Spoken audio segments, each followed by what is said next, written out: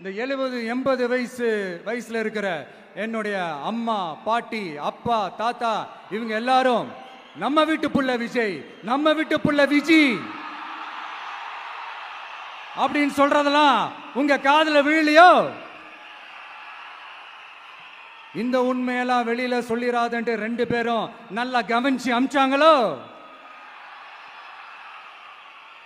அதனால இந்த கருத்து கணிப்பு, கடுப்புல விட்ட கணிப்பு, என்ன விட்டாலும் திமுகவும் இந்த மற்ற பலரும் மண்ண கவ்வ போறது உறுதி. அவங்களோட இந்த ஆட்சி கனவு, லஞ்ச கனவு, ஊழல் கனவு, கொள்ளையடிக்கிற கனவு எல்லாம் கதம் தான். ரீசெண்டா பாண்டிச்சேரி எலெக்ஷன்ல, அந்த எலெக்ஷன் டேல கிட்டத்தட்ட 90% மேல போலிங் ஆயிருக்குது.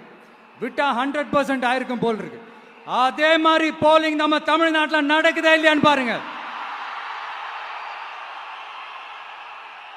அதனால மக்களே, உங்க எல்லாரையும் கையெடுத்து கும்பிட்டு கேட்கிறேன், பூத்துக்கு போய் ஸ்டாலின் சார் கிட்ட இருந்து நம்ம தமிழ்நாட்டை காப்பாத்தி ஆகணும், நம்ம ஜனநாயகத்தை காப்பாத்தி ஆகணும்.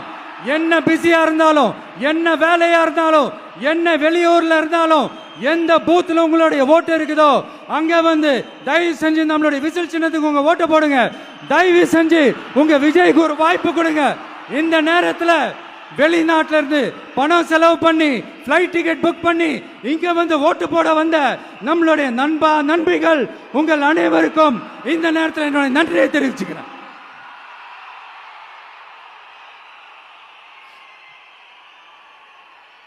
அடுத்து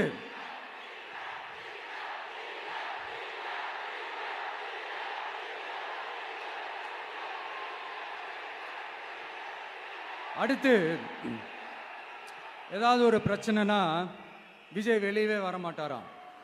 இது யார் சொல்றா?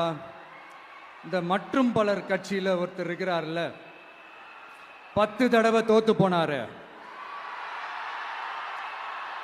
இன்னமும் திருந்தாத ஒருத்தர், அவரு சொல்றாரு, ஐயா அனுபவசாலி அவர்களே, உங்ககிட்ட ஒரே ஒரு கேள்வி ஒன்று கேட்குறேன்.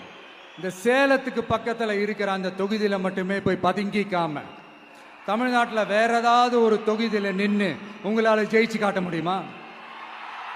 சாரி, முதல்ல நிற்க முடியுமா? முதல்ல அதை செஞ்சுட்டு அப்புறமா இந்த விஜயை பற்றி பேசுங்க பாஸ். சும்மா நசன்னு